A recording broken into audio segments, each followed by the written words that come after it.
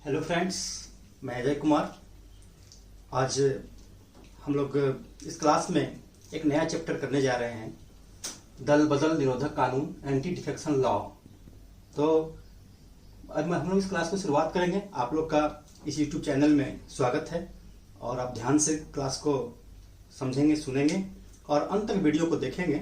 मुझे लगता है कि ये काफ़ी आपके लिए फ़ायदेमंद होगा और एग्जामिनेशन पॉइंट ऑफ व्यू से भी बहुत सारे क्वेश्चन, चाहे पीटी के हों, मेंस के हों या इंटरव्यू से रिलेटेड हों, निश्चित रूप से आपको काफ़ी मदद मिलेगी। तो आप इसे ध्यान से देखेंगे। यहाँ यह प्रश्न है कि दल बदल निरोधक कानून मूल संविधान में इसका प्रावधान नहीं था। जब संविधान का निर्माण हुआ था, हम लोगों ने पढ़ा है 1950 में जब संविधान का निर्माण हुआ, फाइनली जब लागू हुआ, तो उस समय इसके प्रावधान नहीं थे। इसके क्या कारण रहे होंगे? निश्चित रूप से संविधान विशेषज्ञों की यह मान्यता रही होगी कि कोई भी व्यक्ति एक दल को छोड़कर दूसरे दल में नहीं जा सकता है। जैसे हम लोग जानते हैं कि हम लोग के यहाँ एक सिस्टम, सोशल सिस्टम भी है, कोई भी व्यक्ति अपना घर छोड़कर दूसरे घर में नहीं जाता है। इसी प्रकार से कॉन्सेप्ट रहा होगा, कोई भी पॉलिटिकल पार्टी के मेंबर दूसरे पॉलिटिकल पार्टी में छोड़कर नहीं जाएंगे। एक तो ये रहा होगा। दूसरा कारण, उस समय टोटल जो भारत में शासन था वह इंडियन नेशनल कांग्रेस का था, भारतीय राष्ट्रीय कांग्रेस का शासन था। अतः कोई दूसरी पार्टी भी नहीं थी कि एक पार्टी को छोड़कर दूसरे पार्टी में कोई जा सकता है।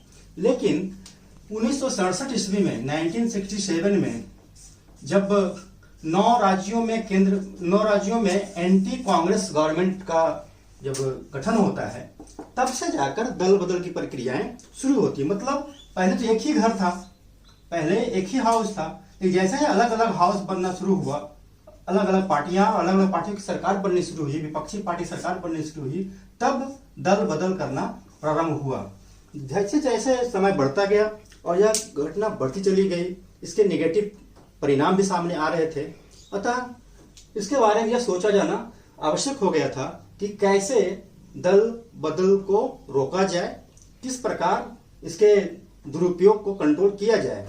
अतः राजीव गांधी की सरकार ने इस पर निर्णय लेते हुए एक संविधान संशोधन लाया और वह संविधान संशोधन 52वां संविधान संशोधन 1985, 52nd कंस्टिट्यूशन अमेंडमेंट 1985।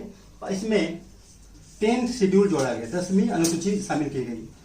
दोस्तों, आप जानते हैं कि भारतीय संविधान में, मूल संविधान में 8 ही अनुसूचियां थी, बाद में एक 9वीं अनुसूची आई और यह 10वीं अनुसूची अभी हम लोग पढ़ रहे हैं, जो दल बदल निरोधक कानून से संबंधित है। उसके बाद 2003 में 91वां संविधान संशोधन अधिनियम आया। ये हम लोग बाद में चर्चा करेंगे, आखिर इसकी फिर जरूरत क्यों पड़ी। तो आइए हम लोग देखते हैं कि 10वीं अनुसूची में जो 52वें संविधान संशोधन 1985 द्वारा लाया गया, इसमें क्या क्या प्रावधान किए गए हैं।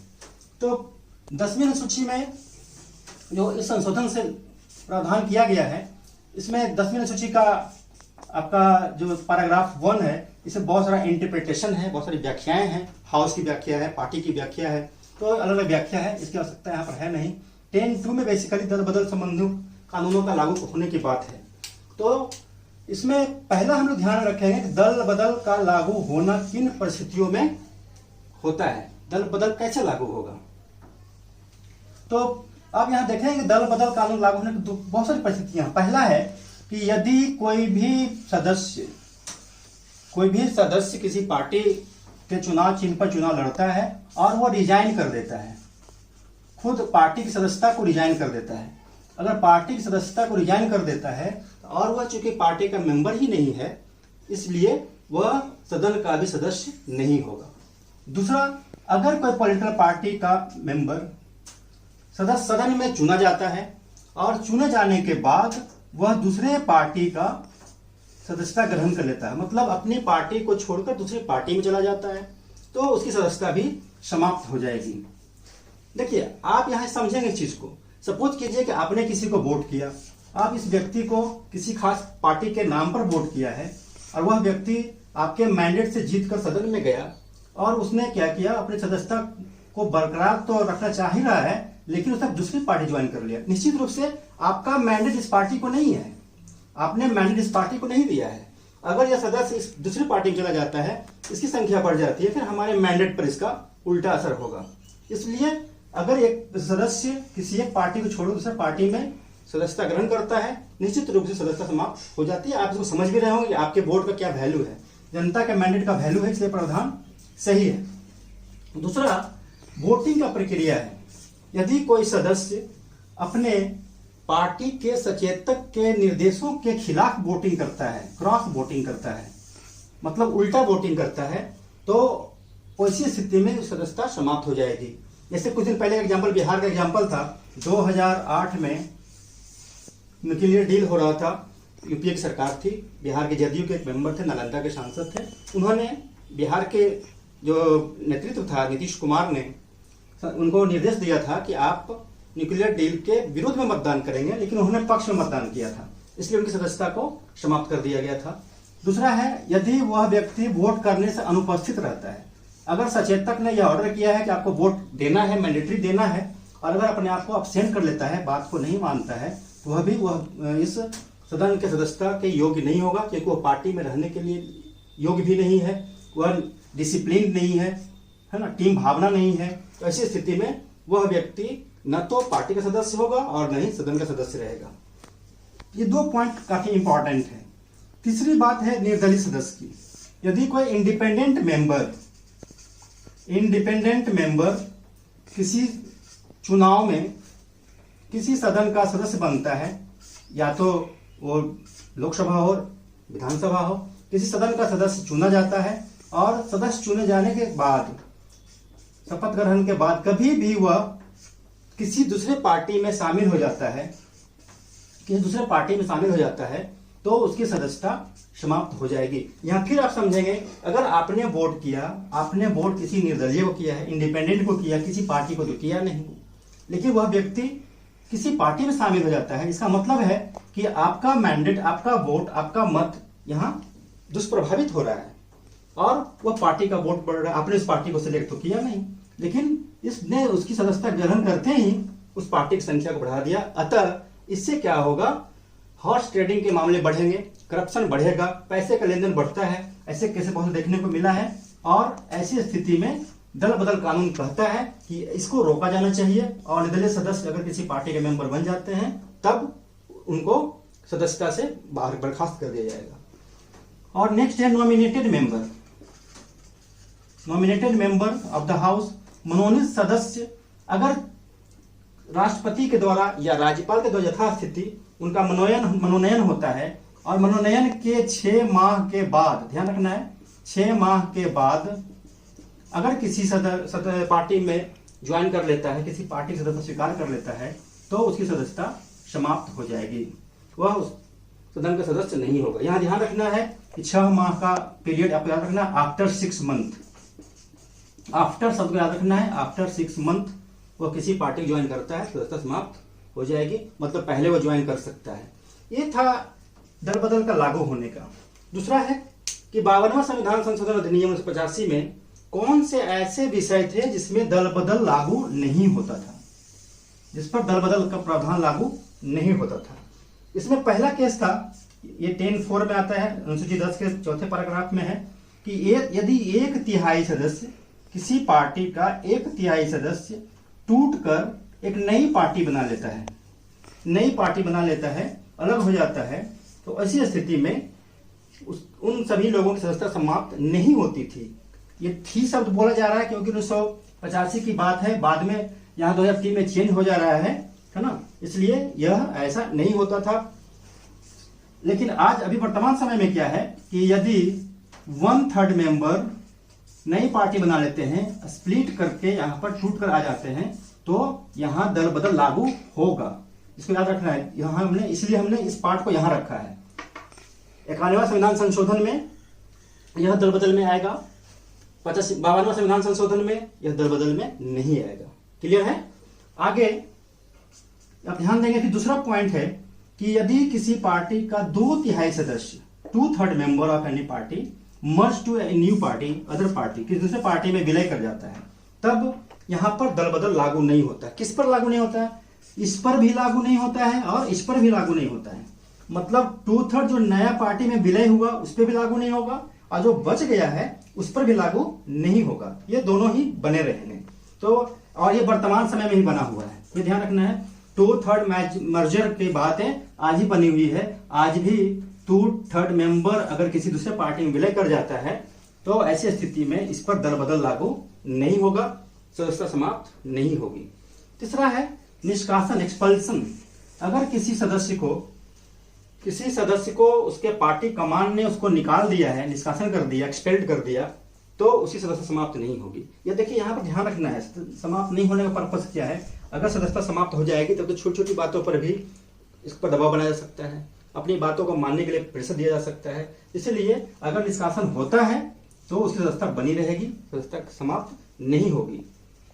चौथा है, बहुत इंपॉर्टेंट है, कि यदि किसी सदस्य ने लोकसभा अध्यक्ष या उपाध्यक्ष, विधानसभा अध्यक्ष, उपाध्यक्ष, उपसभापति, राज्यसभा के उपसभापति के लिए चुनाव के लिए अगर रिजिग्नेशन दिया है तो उसकी सदस्यता समाप्त नहीं होगी, क्योंकि वह अपने आप को न्यूट्रल रखने के लिए, सभा के संचालन को बेहतर करने के लिए रिजिग्नेशन दिया है, इसलिए सदस्यता बरकरार रहेगी। यहाँ ध्यान देना है फिर से। अगर यहाँ देख रहे हैं हमने, अगर स्वेच्छा से रिजाइन किया हो कोई इंडिविजुअल मेंबर ने तो सदस्यता उसकी समाप्त हो जाएगी। परंतु यहाँ रिजिग्नेशन दिया है प्रिजाइडिंग ऑफिसर के पद को होल्ड करने के लिए, अपने आप को न्यूट्रल बनाने के लिए, उसका रिजिग्नेशन के बाद भी सदस्यता बनी रहेगी, सदन का मेंबर वो बना रहेगा। लेकिन अब यहाँ ध्यान रखना है कि जब वो अध्यक्ष या उपाध्यक्ष नहीं रहता है, तब वो नई अपनी पुरानी पार्टी को फिर से ज्वाइन कर लेता है तो सदस्यता बनी रहेगी। यदि वह सदस्य पीठासीन पदाधिकारी के रूप में हट जाता है और किसी नई पार्टी में ज्वाइन कर लेता है, फिर से यहाँ से नई पार्टी में ज्वाइन कर लेता है, तब उसकी सदस्यता समाप्त हो जाएगी। ये बहुत ध्यान देने की बात है। फिर से आप ध्यान देंगे इसको कि यदि कोई भी व्यक्ति, कोई भी सदन का सदस्य अध्यक्ष, उपाध्यक्ष या उपसभापति के लिए चुना जाता है तो अपने मूल पार्टी की सदस्यता को त्याग करता है तो उसकी सदस्यता समाप्त नहीं होगी। परंतु जैसे ही वह स्पोर्ट्स से हटता है, अध्यक्ष के पद से हटता है और अगर कोई नई पार्टी ज्वाइन कर लेता है तब सदस्यता समाप्त हो जाएगी। या पुरानी पार्टी को ज्वाइन नहीं करता है, वो बिना ज्वाइन किए रह जाता है, तब भी सदस्यता समाप्त हो जाएगी। इसका मतलब जैसे अध्यक्ष उपाध्यक्ष के पद से हटेगा तो पुरानी पार्टी को ज्वाइन करेगा। तो यहां तक ये बातें हैं। अब यहाँ क्वेश्चन आता है कि जब ये सारा प्रावधान था, जब इतने सारे प्रावधान थे, तो फिर ये 51वां संविधान संशोधन की जरूरत क्यों पड़ गई? Why needed? क्या आवश्यकता पड़ गई? तो सबसे पहली बात यहाँ क्या थी कि यह जो नियम था यह अब प्रभावी नहीं रह रहा था, क्योंकि क्षेत्रीय पार्टी का गठन होने के कारण छोटे छोटे दल का गठन हो रहा है। जैसे अगर आप मान लीजिए कि पहले 100 किसी भी पार्टी को 100 सीट है, इसको स्प्लिट करने के लिए मात्र 33 चाहिए, लेकिन अगर अब क्या है 30 ही सदस्य है तो स्प्लिट करने के लिए 10 चाहिए। तो ये टूटना आसान है। अगर किसी का 10 ही है, 1/3 इसका होगा 4, टूटना आसान है। जैसे जैसे छोटी छोटी पार्टियों का गठन होना शुरू हुआ, क्षेत्रीय पार्टी का गठन होना शुरू हुआ, तो 1/3 वाला जो प्रावधान यहाँ हम लोग देख रहे थे, जहां पहले दल बदल लागू नहीं होता था, यह भी अब प्रभावी नहीं रह गया था। तो क्षेत्रीय पार्टी के गठन के कारण, छोटे छोटे दल के गठन के कारण अब ये वाला प्रभाव जो था कानून, वह प्रभावी नहीं रह गया था। इसीलिए नया कानून लाने की बात समझी जा रही थी। दूसरा, विभिन्न क्षेत्र से मांग भी हो रही थी, मांग भी तेज हो रही थी कि भाई इस तरह से दल बदल को जो बढ़ावा मिल रहा है, हॉर्स ट्रेडिंग को बढ़ावा मिल रहा है, रोज नए नए पार्टी लोग शामिल हो रहे हैं, फिर हट जा रहे हैं, नई पार्टी में आ रहे हैं, फिर पुरानी पार्टी में आ रहे हैं, फिर नई पार्टी में, ऐसे केसेस आप लोगों ने देखा होगा। तो ये मांग भी बढ़ रही थी। तीसरा, कुछ कमेटी का रिपोर्ट भी यहाँ सामने आया था, जैसे दिनेश गोस्वामी कमेटी, चुनाव सुधार कमेटी, भारत के विधि आयोग की 17वीं रिपोर्ट है। दूसरा है संविधान की कार्यकारिणी की समीक्षा हेतु गठित आयोग, national commission for review working system of constitution, ये आप याद रखेंगे। इसकी रिपोर्ट में यह बताया गया था कि कोई मंत्री पद है ना, उसको नहीं दिया जाएगा यदि दल बदल के लिए कोई भी व्यक्ति दोषी पाए जाते हैं या दल बदल करते हैं, उनको कोई मंत्री पद नहीं दिया जाएगा। कोई भी सार्वजनिक पद उनको नहीं मिलेगा, राजनीतिक लाभ का पद उनको नहीं मिलेगा। और मंत्रियों की संख्या को भी उन्होंने लोअर हाउस का 10% रखने की सिफारिश किया था। यहाँ ध्यान रखना है 10% की सिफारिश है, यह लागू नहीं हुआ है। पढ़ने से कभी कभी प्रॉब्लम होता है, मोर स्टडी मोर कंफ्यूजन भी लोग जानते हैं। तो 10% वाली बात हम लोग को याद नहीं रखना है, इसके बाद में चेंज होता है, 15% होगा। मंत्रियों की संख्या को फिक्स किया गया है ना, 15%। यहाँ देखिए, तो इसलिए इसको याद रखेंगे आप। लेकिन वो रिपोर्ट है, रिपोर्ट 10% का था, लेकिन लागू 15% हुआ है। तो ये रिपोर्ट जब लागू हुआ, इस रिपोर्ट के आलोक में सरकार ने, संसद ने 91वां संविधान संशोधन 2003 लागू किया। और इसमें फिर आप देख रहे हैं क्या, ये लागू जब हुआ तो यहाँ पर ये पहली वाली बात, फर्स्ट जो सिस्टम था यहाँ भी लागू होगा। कोई एक पार्टी छोड़कर दूसरे पार्टी में जाता है तो यहाँ ये लागू होगा, दल बदल लागू होगा। क्रॉस वोटिंग यहाँ लागू होगा, ठीक है। निर्दलीय सदस्य अगर किसी पार्टी में शामिल होते हैं उन पर भी लागू होगा। चौथा है नॉमिनेटेड मेंबर, इन पर भी लागू होगा।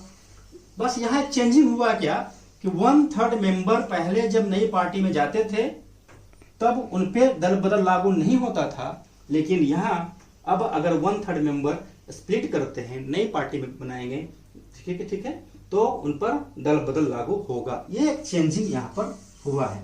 बाकी हमने देखा ये सारे प्रावधान यहाँ पर ऐसे हैं। आगे, इसके आगे हम लोगों को देखना है कि इसी 91वां संविधान संशोधन में नए प्रावधान क्या किए गए और क्या क्या किए गए। नया प्रावधान क्या क्या किया, न्यू प्रोविजंस। चूंकि दल बदल को रोकना है, लोग पावर के होड़ में आगे जाते हैं, लोभ में, लालच में जाते हैं, मंत्री पद के लालच में जाते हैं, तो इसने क्या किया कि मंत्रियों की संख्या को कम कर दिया। जैसा कि यहाँ रिकमेंडेशन भी था, ये आप देख रहे हैं यहाँ पर कि 10% का रिकमेंडेशन था। तो यहाँ क्या किया गया है कि 15% ऑफ द लोअर हाउस, निम्न सदन का 15% ही मंत्री संख्या बनाई जाएगी। जैसे अगर आप बिहार का एग्जाम्पल लेंगे तो बिहार में 243, इसका 15% आप देखेंगे तो ये 36 होता है। 36 मेंबर ही मंत्री बनाए जा सकते हैं। आप भारत के पूरे देश में देखेंगे तो 545 मेंबर है। 545 का 15% आप निकालेंगे तो 81 है ना, 81 मेंबर, 82 मेंबर आपका मिनिमम, मैक्सिमम मंत्री होंगे 82, यहाँ मैक्सिमम होगा 36, इससे ज्यादा नहीं होगा, ठीक है। मतलब 15% ऑफ द लोअर हाउस से ज्यादा नहीं, not more than, not exceed, यहाँ याद रखना है, नॉट एक्सीड। जब क्वेश्चन आएगा परीक्षा में तो नॉट एक्सीड, इससे ज्यादा नहीं होगा, कम हो सकता है, मतलब इससे कम हो सकता है, इससे कम हो सकता है, ज्यादा नहीं हो सकता है। और यह प्रावधान अनुच्छेद 75 केंद्र के अनुच्छेद 175 और राज्य के 164 में किया गया है। लेकिन हाँ, राज्यों में ध्यान रखना है, राज्यों में मिनिमम 12 होगा। हाँ, एक नया चीज यहाँ पर आप देखेंगे कि राज्यों में न्यूनतम 12 होगा, मतलब 15% या न्यूनतम 12। जैसे ये सब ध्यान रखना है। दिल्ली में विधानसभा है 70, तो 70 का 15% 11 होगा।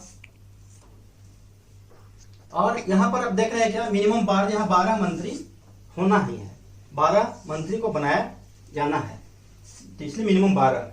दूसरा है कि जो डिफेक्टेड मेंबर्स हैं, जो दल बदल के दोषी मेंबर हैं, उनको मंत्री नहीं बनाया जा सकता। पहले तो मंत्री संख्या को फिक्स कर दिया गया ताकि दल बदल, लालच में लोग दल बदल नहीं करेंगे। दूसरा, अगर दल बदलू कोई है तो उसको मंत्री नहीं बनाया जा सकता। तो मंत्री, ये फिर आर्टिकल 75 केंद्र में, 164 राज्य में, ये प्रभावित करता है, इसको मंत्री नहीं बनाया जा सकता। तीसरा है कि कोई लाभ का ऑफिस और प्रॉफिट धारण नहीं कर सकता। यह आर्टिकल 361 का बी है। किसी सरकार में, केंद्र सरकार में, राज्य सरकार में या किसी निगम में, किसी निकाय में लाभ का पद को धारण नहीं कर सकता है। ये काफी इंपॉर्टेंट नए नए पॉइंट्स इसमें जो नए नए जोड़े गए हैं इसमें। तो आपने देखा किस प्रकार 52वां संविधान संशोधन में जो बेसिक रूल्स बनाए गए थे, 91वां संविधान संशोधन में उसको कंटिन्यू रखा गया है। केवल एक चेंजिंग हुआ है, 1/3 मेंबर वाले को, है ना, दल बदल कानून के अंतर्गत लाया गया है। फिर नए प्रावधान किए गए हैं, मंत्रियों की संख्या को फिक्स किया गया और दल बदलू लोगों को मंत्री नहीं बनाया जा सकता, लाभ का पद पे वो होल्ड नहीं कर सकते। ये सारी चीज इसमें आपने देखा। नेक्स्ट है कि इस संबंध में नियम बनाने की शक्ति किसको है। दल बदल के संबंध में नियम बनाने की शक्ति किसे है। ऑथोरिटी टू मेकिंग लॉ यह सदन के अध्यक्ष को, जैसा भी होगा, लोकसभा है तो लोकसभा का अध्यक्ष, राज्यसभा है तो उनके सभापति, विधानसभा है तो उसका अध्यक्ष, विधान परिषद उसका सभापति। और इसको 30 दिन के लिए सदन में रखना अनिवार्य है। और सदन में जब रखा जाएगा, सदन या तो उसको एक्सेप्ट करेगी या उसको रेटिफाई करेगी या उसको रिजेक्ट करेगी, स्वीकार करेगी, उसमें संशोधन करेगी या उसको अस्वीकृत कर सकती है। ये पावर सदन का है। अब ध्यान रखना है कि यह नियम बनाने की बात तो है। दूसरा, दल बदल हुआ ये संज्ञान में कैसे आता है?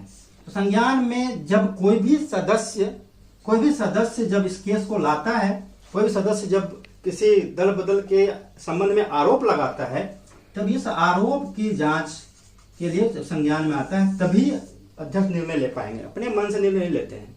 जब उनके पास किसी ने अपील किया हो, किसी के प्रति किसी खिलाफ आरोप लगाया हो, तब वो संज्ञान में लेते हैं, इसको इस पर सुनवाई करते हैं। दूसरा, जब जिसके विरुद्ध आरोप लगाया गया उसको पक्ष रखने का पूरा अवसर दिया जाता है। ऐसा नहीं है कि एक तरफा को डिसीजन लिया जाएगा, पक्ष रखने का पूरा अवसर दिया जाता है। और यह बहुत इंपॉर्टेंट है, सुनवाई की कोई समय सीमा नहीं है। ठीक है, मतलब वो अध्यक्ष कब तक सुनवाई कर सकते हैं, 1 महीने, 2 महीने, 5 महीने, 6 महीने, ऐसा नहीं है। सुनवाई की कोई सीमा नहीं है। इसी का दुरुपयोग देखने को मिलता है। आपने सुना होगा या आगे ध्यान रखेंगे आप, जब भी अखबार वगैरह पढ़ेंगे तो आप देखेंगे दल बदल की स्थिति में क्या होता है। जब कोई सरकार के पक्ष का व्यक्ति हो सकता है, ऐसा एग्जाम्पल मैं दे रहा हूं, तो ऐसी स्थिति में अध्यक्ष क्या करते हैं, उसको पेंडिंग करके रखते हैं। ऐसे मामले हैदराबाद के केस में यहाँ देखा गया था, यहाँ रखा आंध्र प्रदेश में। ठीक है, वो डिले कर रहे थे, डिले करने के चलते फिर मामला कोर्ट में गया था। तो सुनवाई की समय सीमा नहीं है, इतना भी आपको जानना है। इसके बाद अगर दल बदल हुआ या नहीं हुआ, इसके बारे में निर्णय कौन लेगा? इस संबंध में अंतिम निर्णय अध्यक्ष का होता है। अध्यक्ष या सभापति यथास्थिति उसका निर्णय अंतिम होता है कि दल बदल हुआ कि नहीं हुआ। स्टार्टिंग में इसके निर्णय के खिलाफ कहीं अपील नहीं हो सकती थी कोर्ट में, है ना। No bar of jurisdiction of court, है ना। कोर्ट में इसको चैलेंज नहीं किया जा सकता, नौकरी नहीं दी जा सकती थी। यह प्रोविजन था कि no challenges of the decision of the chairman और द स्पीकर।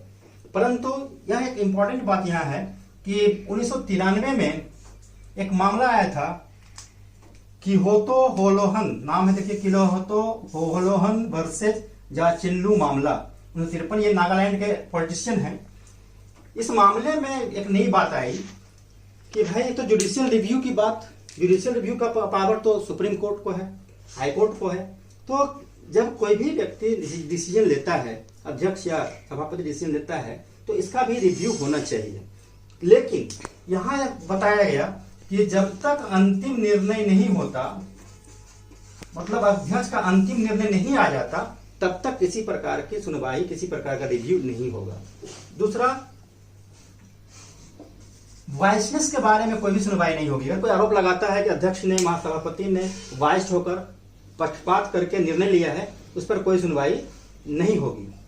और यहां ध्यान रखना है कि सुप्रीम कोर्ट इस तरह से इसको जुडिशियल के दायरे में लाया, जुडिशियल रिव्यू इसका किया जा सकता है। लेकिन जब तक निर्णय नहीं आता तब तक नहीं किया जा सकता है। जब तक सुनवाई चल रही है, जब तक, जैसे हमने कहा था सुनवाई की सीमा नहीं है, तो जब तक सुनवाई चल रहा है अध्यक्ष के पास, तब तक सुप्रीम कोर्ट इसमें किसी प्रकार का इंटरफेयर नहीं करेगा। जब सुनवाई हो जाएगी, दल बदल का आरोप सिद्ध हो जाएगा या वो उसको बरी सिद्ध हो जाएगा, तो जब कोर्ट में मामला जाएगा तभी वो इसको देखेंगे। इसके बाद आप देख रहे हैं कि अंतिम निर्णय अध्यक्ष का था, सभापति का था।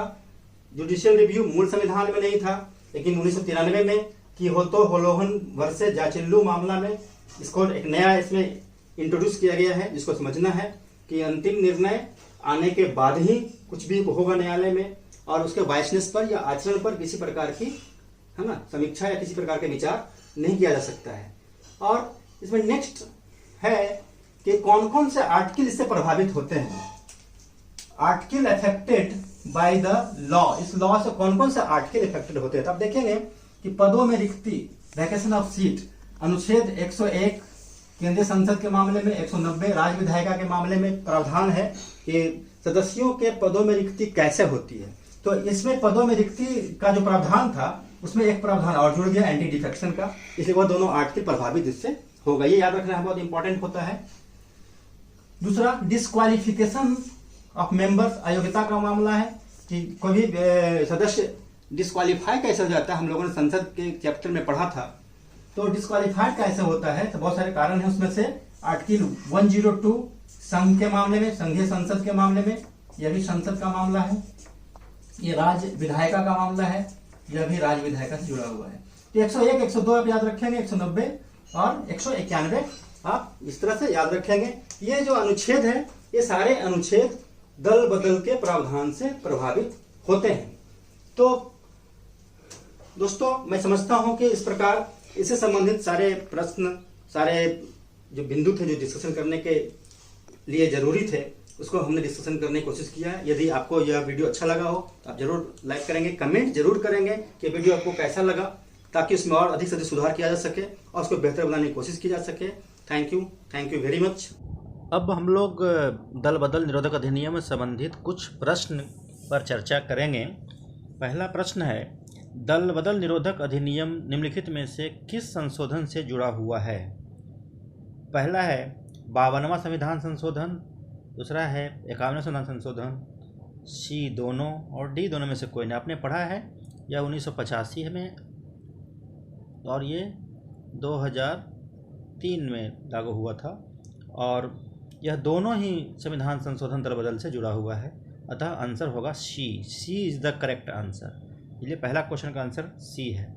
दूसरा क्वेश्चन, मनोनीत सदस्य कितने दिनों के अंदर दूसरी किसी पार्टी की सदस्यता ग्रहण कर लेता है तो वह दल बदल अधिनियम के अंतर्गत अयोग्य हो जाता है? आपने वीडियो में ध्यान से देखा होगा कि मनोनीत सदस्य अगर मनोनीत होता है तो वह 6 महीने के बाद, ये ध्यान रखना है इस बात को, ये बाद को ध्यान में रखना है, 6 महीने के बाद अगर किसी पॉलिटिकल पार्टी में जाता है तब वह दल बदल अधिनियम के अंतर्गत अयोग्य घोषित हो जाएगा। नेक्स्ट क्वेश्चन है, वर्तमान समय में निम्नलिखित में से किस मामले में दल बदल अधिनियम कानून लागू होता है? पहला है किसी सदस्य के उसके पार्टी से निष्कासन के द्वारा।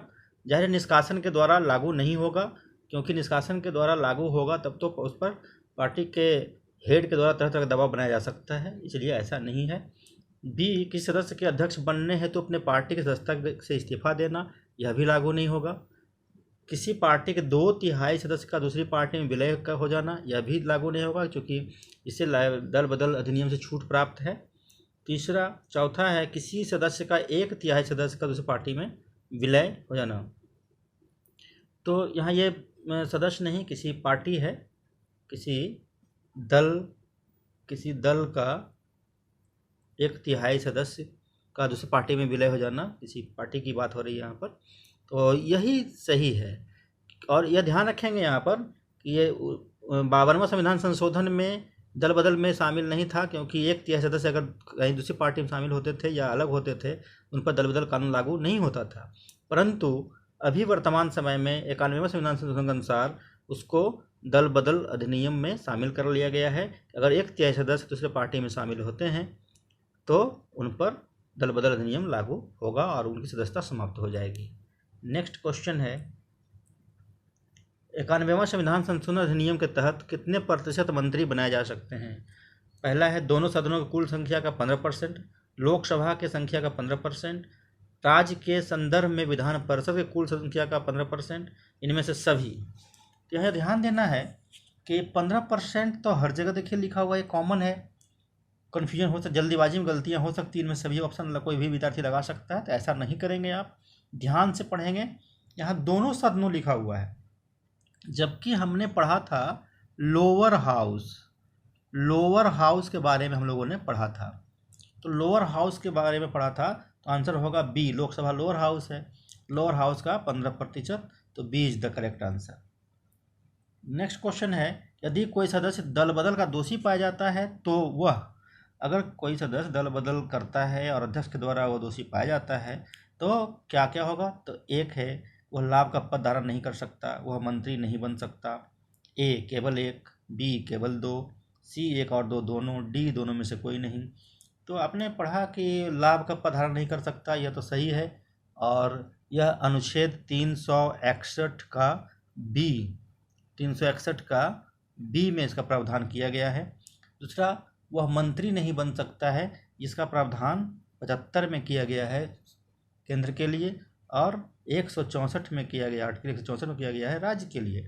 इसका मतलब है कि यह दोनों सही है। आगे बढ़ते हैं, क्वेश्चन नंबर 6, दल बदल निरोधक कानून किस अनुसूची में वर्णित है? तो या तो सीधा है अनुसूची 10, बस याद रखना है, इसमें कहीं पेन स्लिप नहीं होना चाहिए, ऐसे प्रश्न गलती नहीं होने चाहिए। दल बदल के संबंध में अध्यक्ष द्वारा सुनवाई करने की समय सीमा कितनी है? तो दल बदल के समय में अध्यक्ष द्वारा सुनवाई करने की सीमा तय नहीं की गई है। इसी आधार पर कभी कभी इसका दुरुपयोग भी होता है, जिसकी चर्चाएं होती रहती हैं, विवाद होता रहता है। नेक्स्ट क्वेश्चन, दल बदल अधिनियम में न्यायिक समीक्षा की बात किस केस में सामने आया? देखिए, मूल संविधान में न्यायिक समीक्षा की बात नहीं थी, जुडिशियल रिव्यू की बात नहीं थी, लेकिन बाद में किहोतो होलोहन केस वर्सेज, हम लोगों ने पढ़ा था जाचिल्लू मामला, किहोतो होलोहन वर्सेज जाचिल्लू मामला केस में यह बात आई थी कि इसके दल बदल नियम की समीक्षा सुप्रीम कोर्ट द्वारा की जा सकती है। इसलिए आंसर होगा सी, इसमें कोई कन्फ्यूजन नहीं होना चाहिए, आपको याद रखना है। नेक्स्ट क्वेश्चन है, निम्नलिखित पर विचार करें। दिनेश गोस्वामी समिति, भारत के विधि आयोग की 170वीं रिपोर्ट, संविधान की कार्यप्रणाली की समीक्षा हेतु गठित आयोग, उपयुक्त संविधान की कार्यप्रणाली समीक्षा हेतु गठित आयोग, उपयुक्त में से कौन कौन दल बदल अधिनियम के तहत संविधान संशोधन के लिए उत्तरदायी हैं? तो हम लोगों ने पढ़ा था कि बाद में 52 संविधान संशोधन अधिनियम के पारित होने के बाद बहुत सारे डिमांड हो रहे थे। फिर जांच कमेटी बैठाई गई, चुनाव सुधार समिति आई, 170वीं रिपोर्ट आई, उसके बाद संविधान की कार्यप्रणाली की समीक्षा हेतु गठित आयोग ने भी यह चर्चा किया कि किस तरह से दल बदल करने वाले जो सदस्य होंगे उनको कोई मंत्री पद न दिया जाए, सैनिक पद न दिया जाए, राजनीतिक लाभ का पद न दिया जाए, और मंत्रियों पदों की संख्या को भी निश्चित किया था। तो इस विचार से ये तीनों ही स्टेटमेंट सही हैं, 1, 2 और 3, ये सभी के सभी सत्य हैं, इसलिए आंसर होगा डी। नेक्स्ट प्रश्न है, दल बदल अधिनियम के लागू होने से निम्नलिखित में से कौन सा अनुच्छेद प्रभावित होता है? यह ध्यान रखने की बात है कि संसद की अयोग्यता, संसद सदस्यता की जो डिस्क्वालिफिकेशन की बात है वह इससे प्रभावित होता है। प्रभावित होने की बात है अयोग्यता संबंधी बातें, तो यह उल्लेख है 102 में, इसलिए अनुच्छेद 102 इससे प्रभावित होता है और हम लोगों ने इसको पढ़ा भी था।